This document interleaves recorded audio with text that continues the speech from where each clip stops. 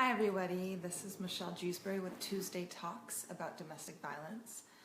Today I'm going to broach a subject that is very difficult for a lot of victims to face, and it's forgiveness. Forgiveness of your abuser, of what he's done to you, the emotional, the physical, the violence.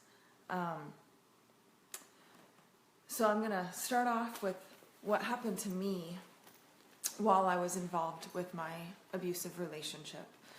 I was very angry at God for what was going on, and I would oftentimes go on hikes to scream and yell at God and to pray. You know, in that time of my life, my prayer was yelling at him because I wasn't very happy with my situation. And I kept asking, why can't he change? I'm gonna call my abuser Paul. Why can't Paul change? Why can't you fix Paul? And I oftentimes heard the same response. And it comes from the book of Matthew. It's 18 verse 21 to 22. And I'm going to read it for you guys so we're on the same page. Then Peter came to him and asked, Lord, how often should I forgive someone who sins against me? 7 times? No, Jesus replied, 70 times 7. And I oftentimes heard that voice, that verse, and I thought that forgiveness meant, okay, well, I got to stay with him then. Then I need to endure and I need to continue going through it. And that's how I interpreted how God was telling me to forgive and move on and let go. God doesn't want us in abusive relationships. He wants us to be happy. He wants love and genuine love for each other, not abuse and yelling and screaming and physical violence and sexual violence and everything that comes with domestic violence. So when I used to hike and hear that, to me, I thought, okay, well, I guess I have to stay and endure more. And really what he was saying is to forgive him, and forgiveness looks like, okay, I forgive you for your trespasses against me, but I'm no longer going to allow you to continue to hurt me, and you escape the situation. You move on. You don't hold a grudge against that person. And it took me a long time to realize what forgiveness really meant. When I first wrote my book, the first draft of my book, it's called But I Love Him. It's not published yet. I'm working on getting a publisher. When I first wrote that book, I came from anger. You know, my words were very, very harsh, and I was very hurt still. I started writing shortly after I got out of that relationship. Writing is actually what has helped me heal, as well as forgiveness. And I was just, I resented him. I hated him. I couldn't believe what he did to me and what I had to go through. And looking back now, I understand, well, I allowed myself to stay in it.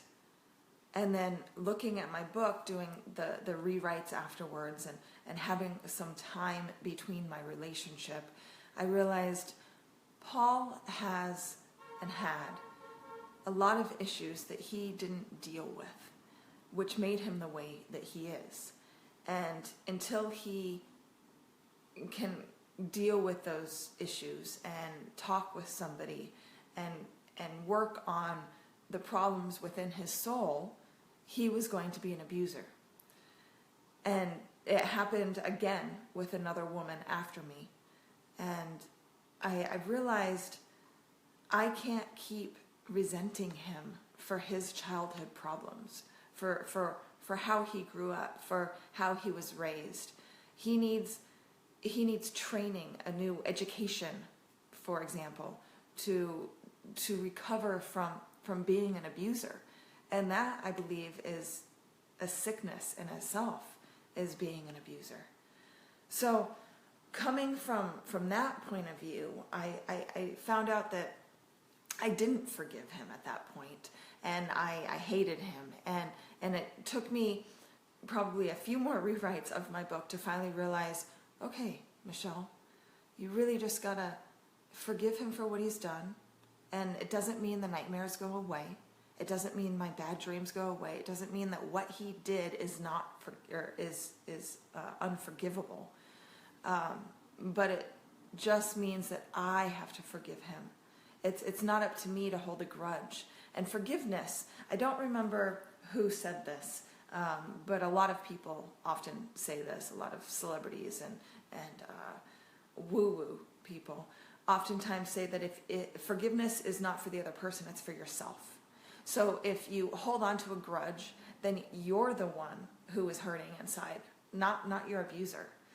It's going to be you who has pain and suffering and that's still enduring all that trauma day in and day out.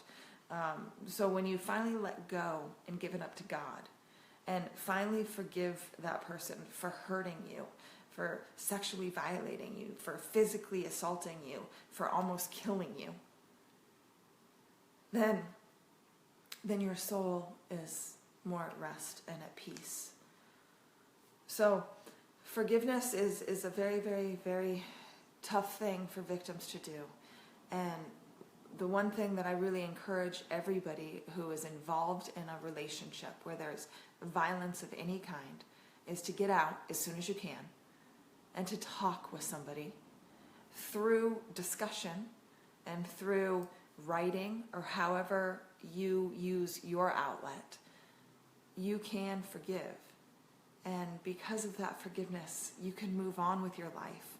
And your life doesn't have to revolve around you being a victim the rest of your life.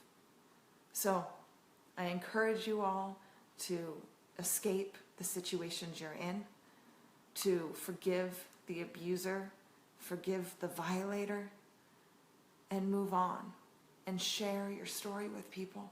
Speaking about it is a clear way to heal your soul as well. So I think this video is shorter than my other ones.